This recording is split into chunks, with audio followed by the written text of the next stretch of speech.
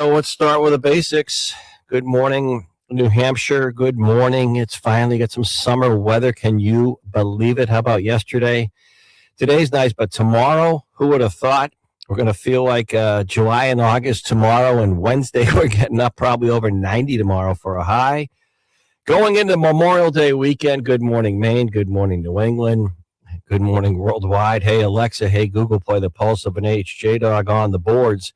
And we're coming to you from near the Capitol. We got some sunshine out there, a little cooler today. When I say cooler, I mean nice, but tomorrow is going to be real hot, and it's going to feel like we're in midsummer. And you know what?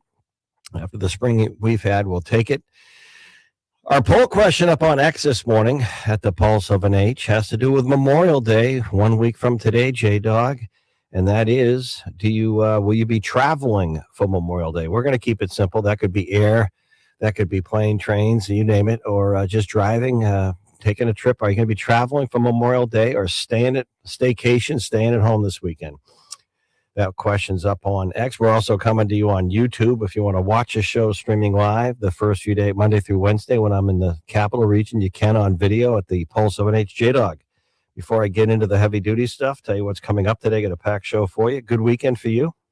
Busy one. So if you didn't see the pictures of me being at the Northeast Coffee Fest in downtown Concord and the Kiwanis Fair yesterday, it was a busy weekend. I didn't see the fair. I saw the coffee stuff. That looked fun, huh?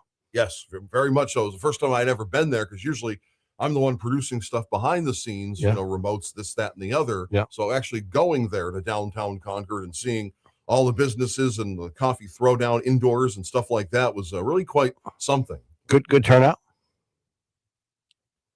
What? Good turnout? Oh, it was really good. No, it was nice weather, so you're going to have a lot of people. So yeah, no, I'll tell you, Concord's been doing a lot of neat downtown stuff throughout the year. We had the folks in from that new section, the Arts Alley, whatever. Good stuff. All right, coming up, we are going to get a check-in on the economic front. We're also going to hear from Dean Spiliotis, Southern Hampshire University. I just want to touch upon, before we get back to finally some summer weather here, I'm just trying to, how do I put this? I am getting increasingly convinced, and I'm trying to stay positive. I really am. I want to enjoy some warmer weather. I don't want to get all worked up this early in the week, but I really am getting increasingly convinced because I had higher hopes for the trip in China, not for any official deal that was going to be inked, but the two leaders coming together I thought by today we'd be hearing some way to end this war in and with Iran. And right now I'm getting more and more convinced that we really don't know how to get out of it. And that's a concern I've had from day one. I've been consistent on that. I support our troops. We have the best military in the world. Our local pilot, Tim Hafner, has spoken to that, retired fighter pilot. He's been our military expert and analyst throughout this war with Iran. I was concerned about a protracted, prolonged war in the Middle East. I really was, even if the outcomes and the goals are noble. In terms of nuclear threat, I am getting to the point where it just feels that we are going to resume that ceasefire. Just feels like it's going to be broken, that we'll resume some strategic bombing, and maybe we have to get this thing to end. I don't know at this point, but I don't think our planners know. The president is going to convene his top-level situation room team with no deals, no end to this in sight that is concrete, and I don't like a lot of you who are busy, and hopefully you had a good weekend. It was beautiful out. Yesterday was gorgeous, or nice temperatures, and yes, Saturday was gorgeous. But it's a mess, and the Middle East has always been a convoluted, complicated place. And I know that it's impacting I think it's impacting more than just the energy prices, folks. I really do. I think it's impacting any business that has trucking in and out of the business, and who doesn't have things delivered. I don't care if you're installing kitchens or making food and distributing it. Everything's coming in by truck, plane, and the prices are starting to take a toll on the higher diesel. That's a story that no one really talks about unless you rely on diesel fuel. Most people are going to the pump like I did this morning to get gas or a certain level of gas. Some people have to get the higher end, high test stuff. I'm just a pickup truck guy, but the people who are driving diesel are really feeling a pinch. And that's a lot of professional drivers, a lot of professional folks on the water. Diesel is through the roof. And, just saying We're going to, there won't be much left of them if they don't do something quickly, and we're going to wrap it up soon. I just think we need to. And I would hope, I don't know why the other Saudi Arabia, UAE, and other countries that Iran is firing stuff at. It'd be great if they kind of join forces. And we got to end this quickly. I really do believe this. If this goes much into the summer, it's going to mean a couple of things. It's going to be a further anchor and drag on the economy. All the indirect economic things are starting to wear. You start to hear it, and I'm starting to feel it locally. I'm talking. It's going to be disastrous for Republicans running in the midterms this fall, because people are going to just look at affordability and the lack of it and blame the current administration in the White House and Congress. And, that's how the game is played, for better or for worse. The irony is, though, I want to say this before we bring in our first guest this morning. The irony of all this is you hear a lot. This is the funny thing about polling when nothing else is going on. You hear a lot about polling and surveys, and yet all the polling and surveys in the last presidential election were totally wrong. They were wrong here in New Hampshire as well. And, the day of the election, between Trump and Harris, the day of the election, all those tight battleground states were toss-ups. Some had Harris up by 2, and the national polls and surveys were saying one message and one message only. Don't expect to know the winner of the election that evening. It would be weeks or months before the votes were sorted out, and we won't know who won the election. It was going to be that close. So they were all wrong then. Why do we think they're right now?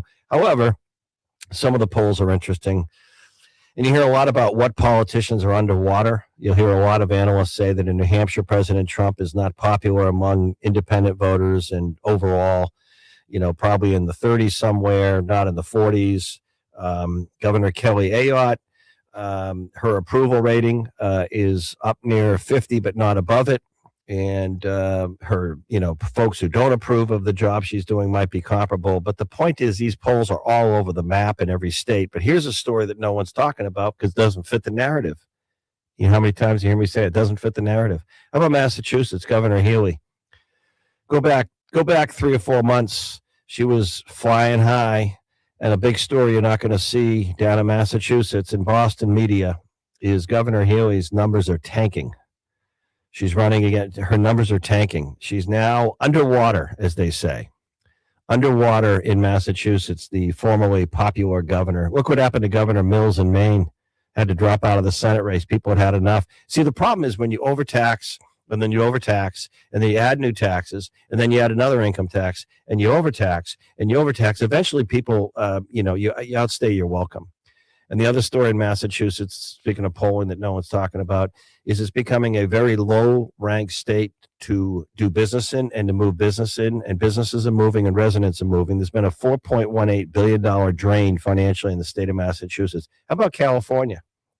So Massachusetts probably is one of the most liberal states in America per capita. Massachusetts is always blue, liberal. How about California? The same, right? Liberal state. Do you know the Republicans are doing pretty well in the race for governor out there right now? I don't know if you don't hear that in the media. So the 2 most liberal states that I would identify in the country, California and Mass, the Democrats seem to be outstaying or overstaying their welcome in terms of, really, it's all has to do with taxing people out of the state. Just an interesting observation and commentary. 603-228-2080. Hey, listen, I just want to do one belated thanks from Friday at the end of the week. A belated thank you. Kind of just stumbled into it spontaneously. The best things in life sometimes are good that way.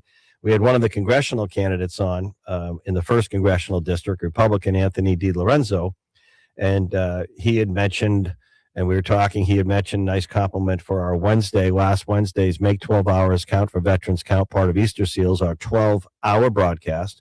And he had said, great work there. And, good, you raised a lot of money and awareness for our veterans as we approach Memorial Day, by the way. And he just threw out there at the end that he would do a challenge Friday show, even though the 12-hour radiothon in our volunteer call center or the volunteers had left the building on Wednesday. He said, I'll match anything up to $5,000. Anyone who wants to donate today. And he threw that out there, and he was good to his word. We raised another $4,800 on Friday, unexpected in minutes, by the way, in minutes. And That adds to our more than $60,000 raised on Wednesday, another almost $5,000 on Friday for Veterans Count, part of Easter Seals, Vets Count. And it's a reminder we're not doing a good job taking care of our veterans nationally, and too many are still taking their own life. So we got to turn up the heat. And I just want to say thank you again from Friday. All right, coming up, we're going to check in with one of our political analysts talking about the Middle East. Do we have a way out of this? President Trump's going to meet with his Situation Room team this morning, and we'll see what comes from that. A little bit later on, we're going to have some fun as well. We'll check in on some of the other news talk. Hey, Google, hey, Alexa, play the Pulse of an H. Jack Heath, J-Dog on the boards on a Monday, Memorial Day next Monday. Hard to believe. Back in a moment. Registration is now open.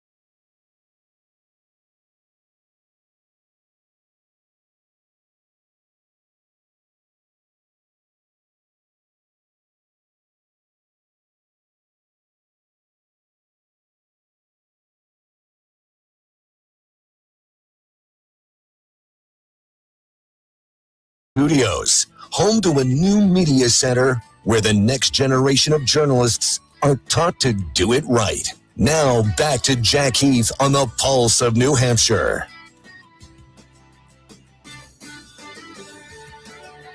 I guess, thank you, J-Dog. I guess Game 7 tonight, Montreal Canadiens, Buffalo Sabres. Is that right? Yes, it's going to happen. Wow. Surprised or not? Thought it would go No. to game? Yeah, that'd be a good one.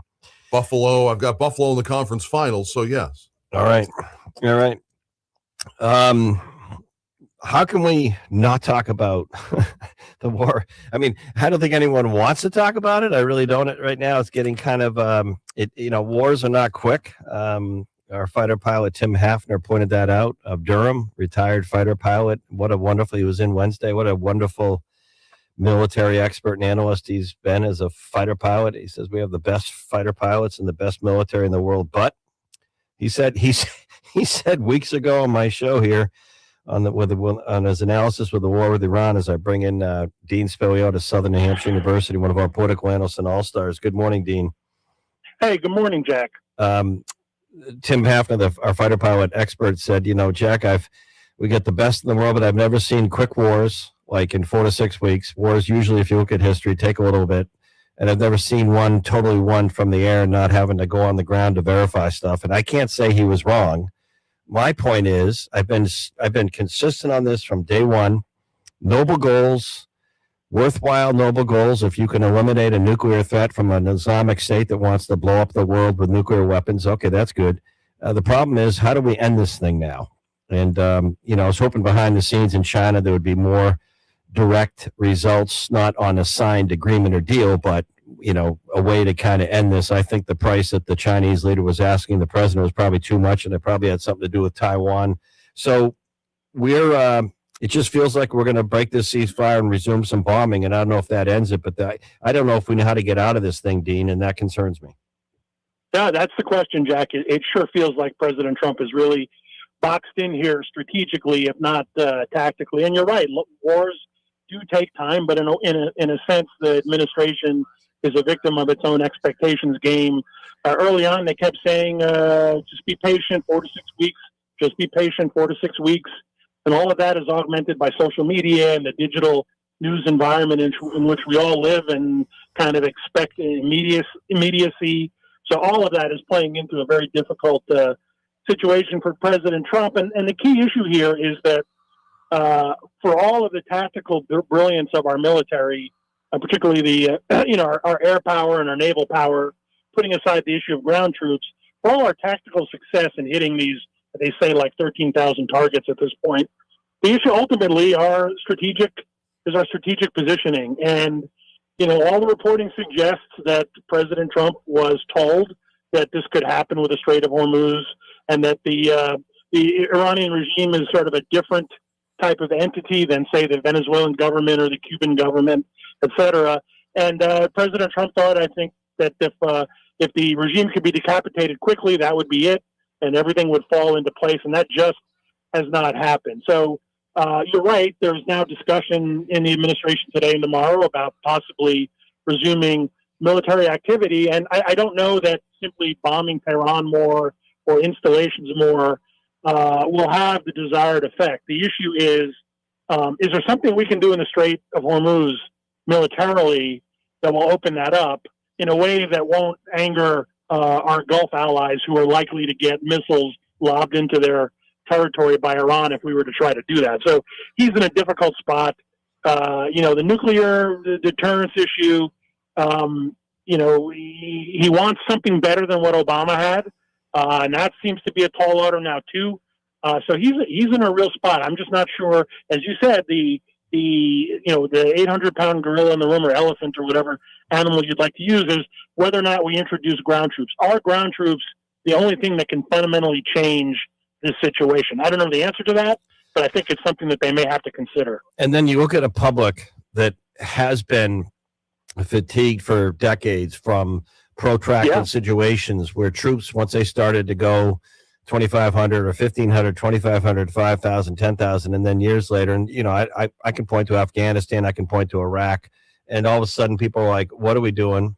And it just drags on the economy. I don't know, Dean. I have one question from an academic point of view. Dean Spiliotis, political scientist, Southern New Hampshire University, great partner and sponsor. Penman Pride. Well, I think we hear from them this week. Dean, when the Islamic State, or the Revolutionary Guard, or the military of the Islamic State, the Iranian, when they fire a missile into right on the border of Saudi Arabia, or they hit an electric plant outside of a nuclear facility, United Arab Emirates or Dubai, wherever they've been firing these. You mentioned the neighboring Gulf countries, the Arabic. lobbing them in basically. Okay, Yep. why aren't these countries getting ticked off and want to respond? Because Saudi Arabia actually has a pretty good air force. Why are they not saying, "Hey, we're in it with you guys. We've had enough of this stuff"? Yeah, that's a great question, Jack. I think there was some hope from the U.S. early on in this conflict that that's what would happen, that the Gulf states would be outraged and join in. But so far, we've only seen a combination of defensive measures by places like the UAE, Saudi Arabia, and Qatar. Mainly just kind of shooting down drones and missiles if they can, and an encouragement telling the United States you need to finish the job.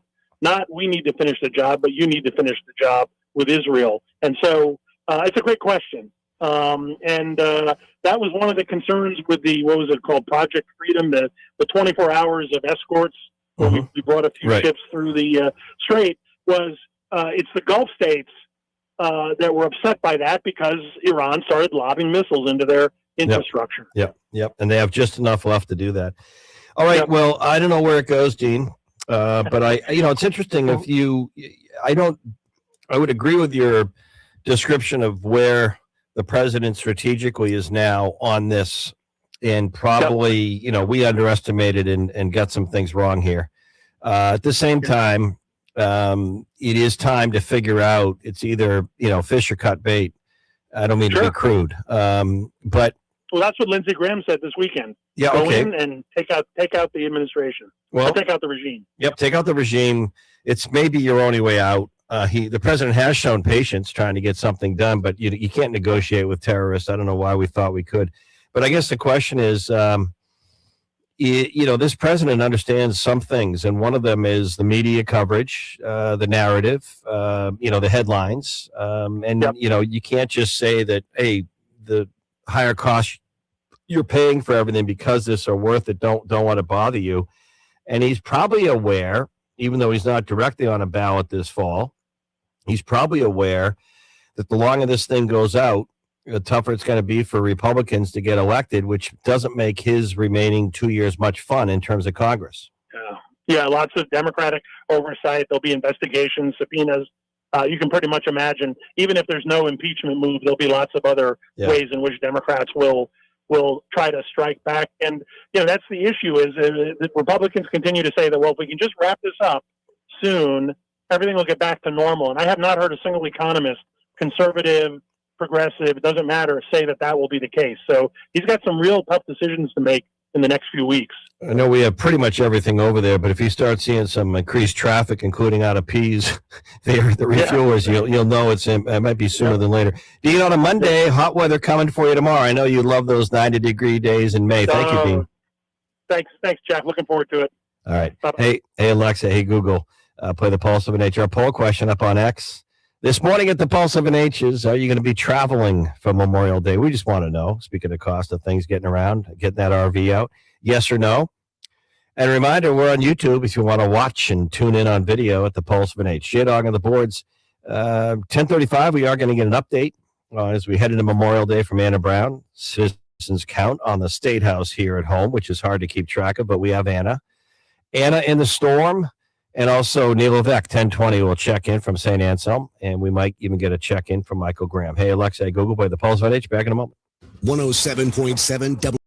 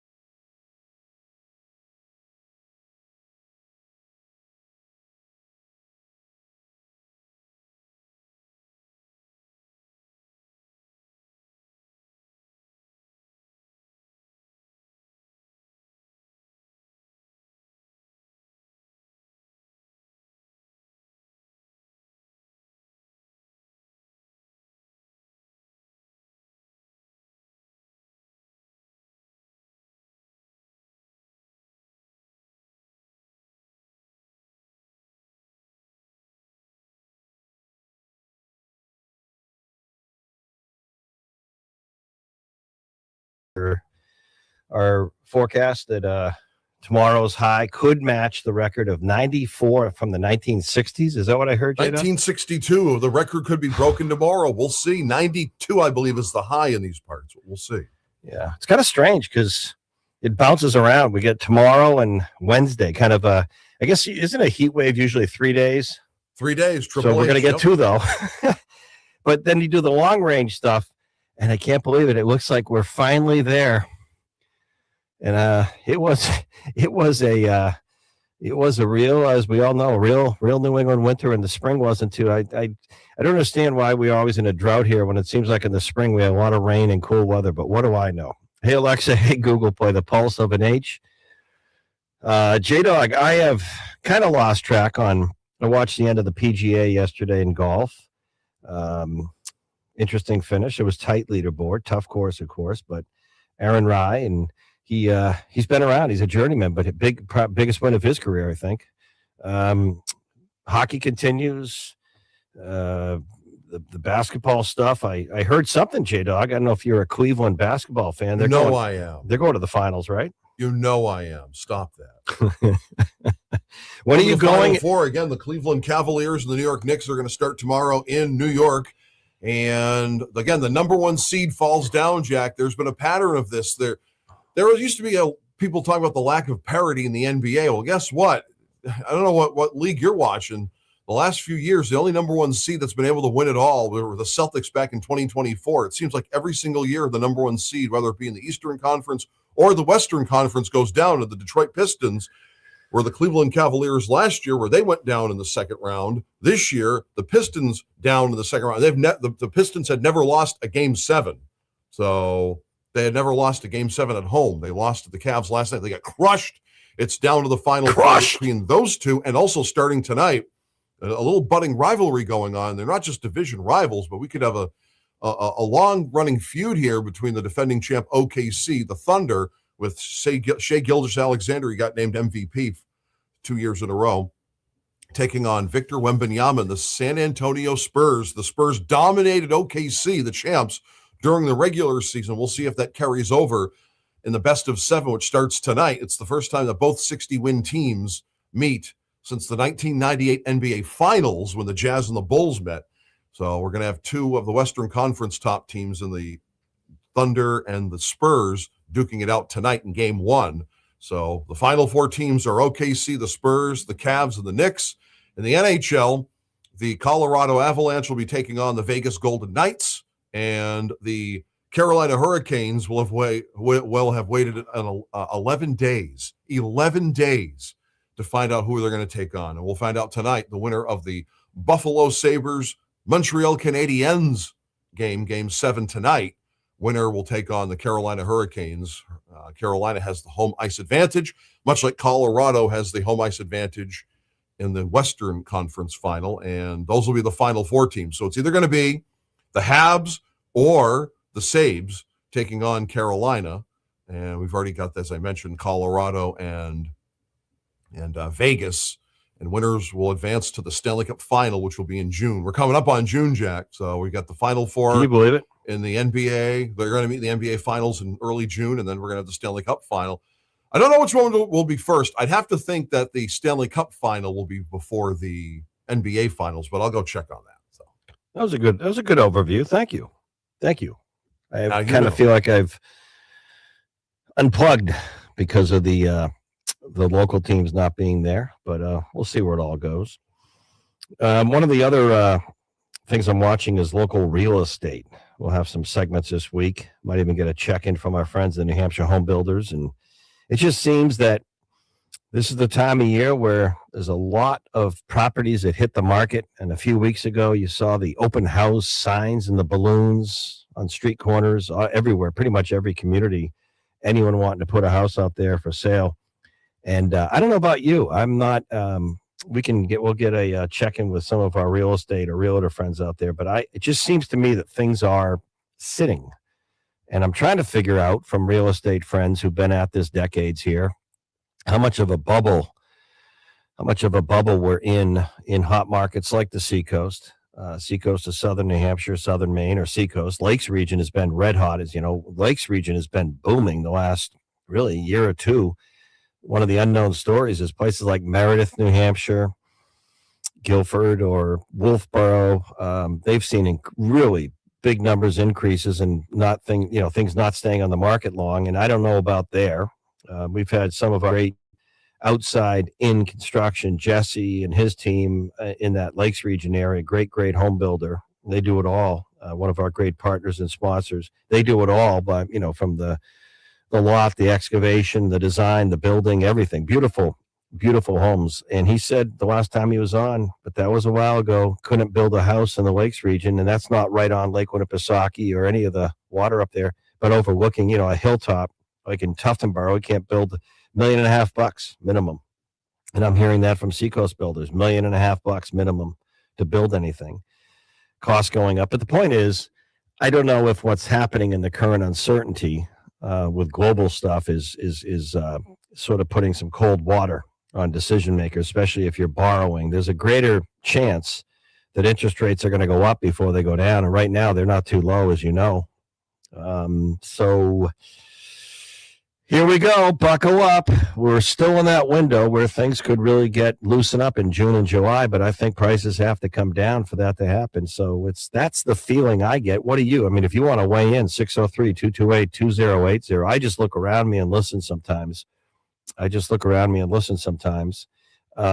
we'll see where that goes. Another bit of news, pretty sure it was Friday because it got picked up by some of the other media. Governor Kelly Ayotte was on out of the gate, called in and was very unhappy with the day before. And Anna Brown, Citizens Count, will update us on this, was quite unhappy with her own Republican House here in Concord voting down a bill. I don't have it in front of me, that would have basically paid for and provided more coverage for children for mental health coverage and service and treatment. And it's something that the governor has been unhappy with the insurance carriers, and she's singled out, talked about some of that, the insurance coverage carriers for not covering children, and the state picking up that and the House voting it down. I don't know if it was $12 million or what, but the governor really wants more health care coverage, mental health care coverage for children. And she called in unhappy.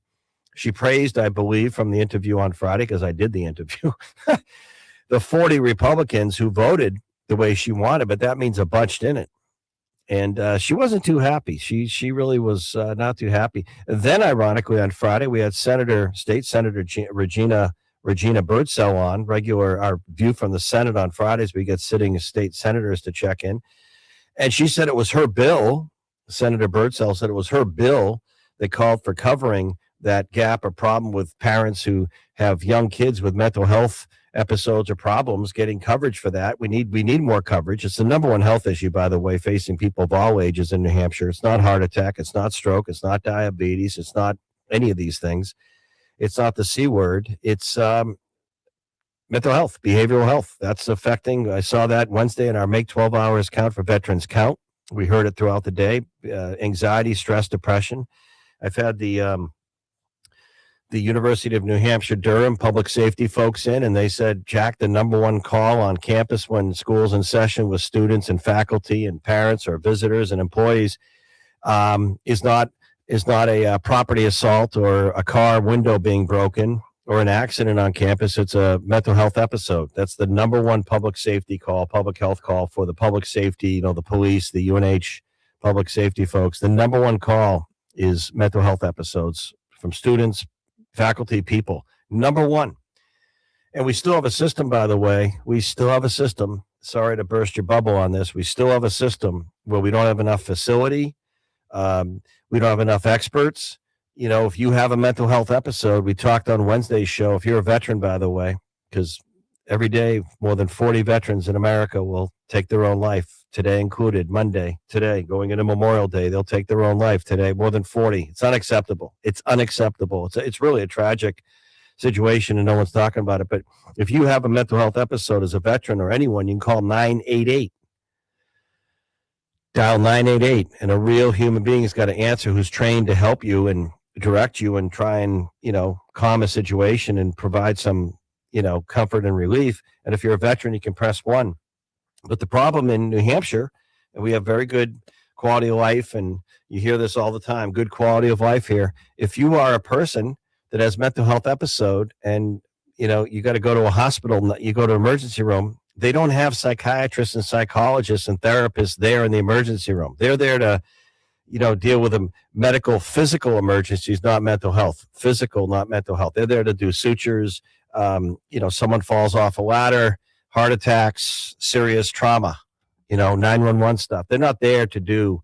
So someone you love is sitting in a hospital room under observation because there's no one there to treat them. Their behavioral mental health stuff. And then the state doesn't have enough beds and facilities. And then if you're a parent on the private sector side and your kid has an issue, or as we've seen too often tied in with an addiction issue, you don't know where to place, your kid, for example, in a facility where you may need some insurance coverage to have your kid there to get the mental health services that he or she needs. And that's the problem. And we are kind of on square one on this. And no one really wants to talk about it because either stigma's attached or it's so frustrating and overwhelming. But Governor Ayotte was quite hot and upset on Friday because she wanted this coverage for children. And tomorrow, the reason why I'm going into all this, that got picked up, we're going to have Maria Prue, who's head of Anthem here in New Hampshire. And she's aware of this issue and subject. And she's talked on the past about getting more clinicians and therapists and people on the mental health services side and more coverage with employers. But the children issue is still up in the air. And the governor was pretty critical of lawmakers and our insurance carriers, including Anthem. So we'll have that interview for you tomorrow morning live here. Good morning, New Hampshire, the Pulse of an Age, top of the 10 o'clock. All right. Hey, Google, hey, Alexa, play the Pulse of an Age. What's going on with the economy because of oil and gas prices and uncertainty? Doug Tengden, worldmarketadvisors.com, on deck next. This is the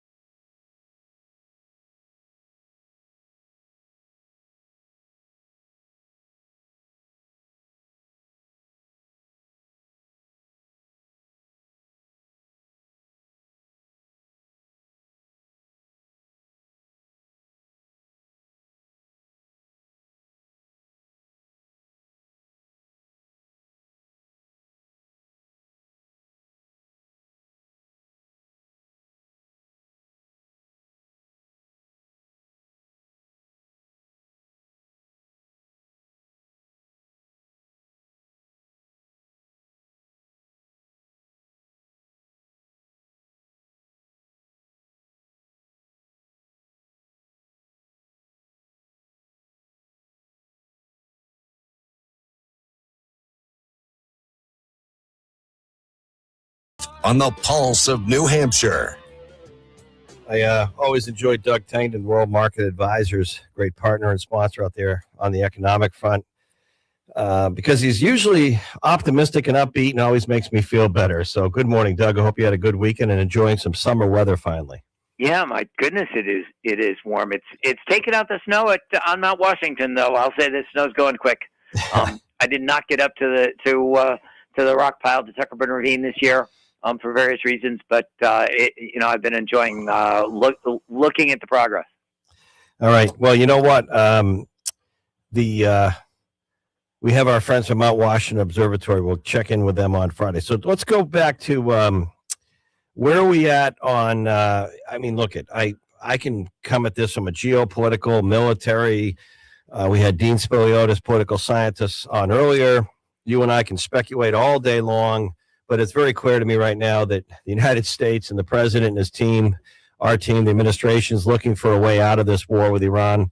I thought behind the scenes there was no deal that was on the table ahead of time with the summit to China, with the leader and leadership there to sign, like we've seen with past summits. But I was hoping behind the scenes the two leaders could come together and say, okay, we need oil from there, and they need our money. Let's help you wrap it up. But I think the price they were asking for something with Taiwan was too much. So we seem to be in the Middle East with Israel, and I think the president's convening with his Situation Room team as we speak. It feels like the ceasefire probably will be broken soon, and we're going to resume some strategic hitting of targets to see if that gets the Islamic State hardliners to agree to something. But, Doug, it seems to me like this could go on longer than it probably should have, and I don't know if we know how to get out of it. And I think it's taken its toll on not just energy prices, but I talked to an employer today who produces food in a wholesale business in New Hampshire, and he said, look, the good news is what we produce is more affordable, so when people are getting pinched, they buy our products wholesale. The bad news is everything I have to make this stuff is trucked in here, so it's cutting into my profits. Yep.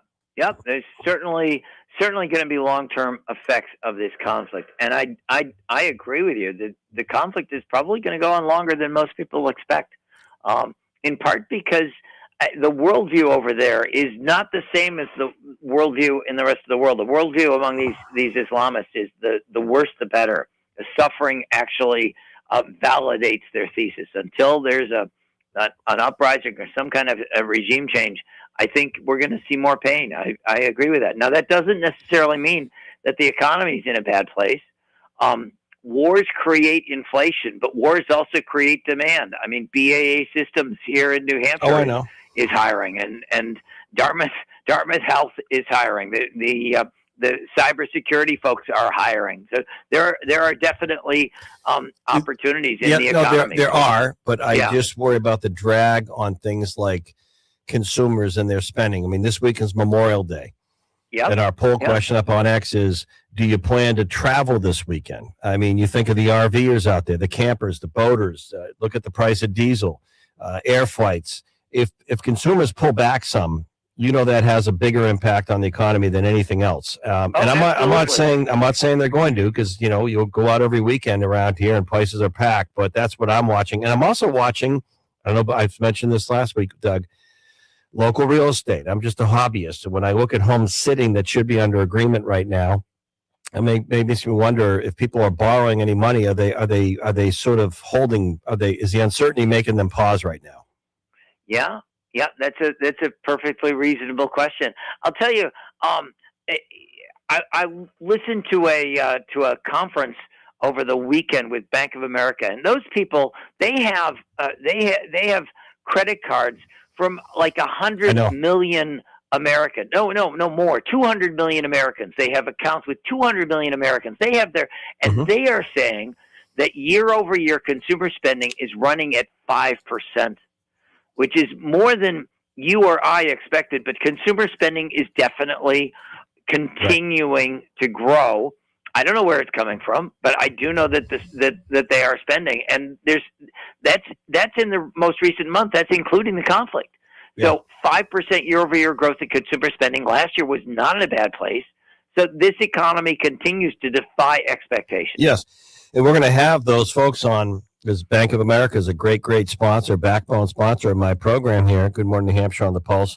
We're going to hear from their head of their Bank of America Institute that studies all that consumer data that you're talking about, all the credit card, the business clients, and they kind of put it all together. It's for the public. You can go onto their main site and read their findings for Bank of America Institute.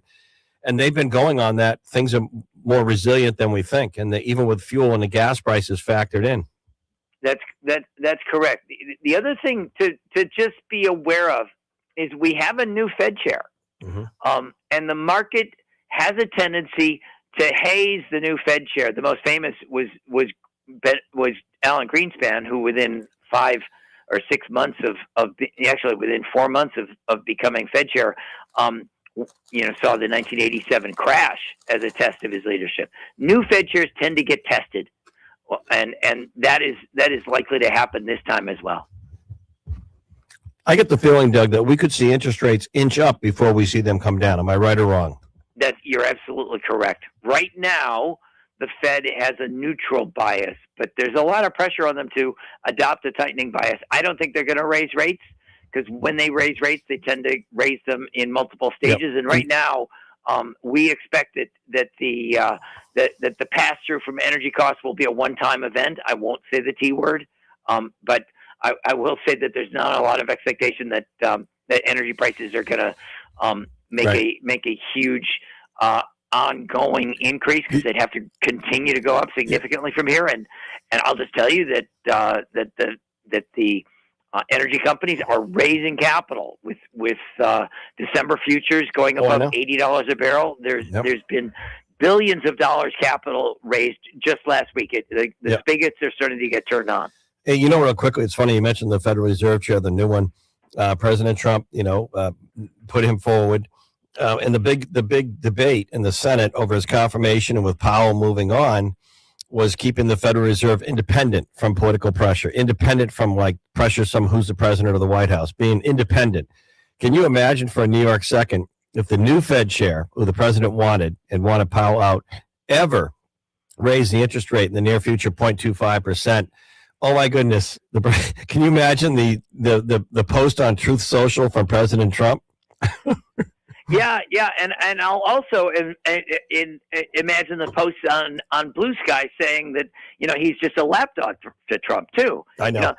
He is part of an institution. We have an institutional structure, and it's not like Kevin Warsh can just decide on a whim. Oh yeah, I'm going to cut rates. He's got a whole host of pressures that he has to balance. I know, but the friction or the President Trump taking on Powell, whether it was over refurbishing the Federal Reserve facility, claiming it was over budget, all the stuff he has said, Powell was quite a punching bag for the president. All right, thank you, Doug.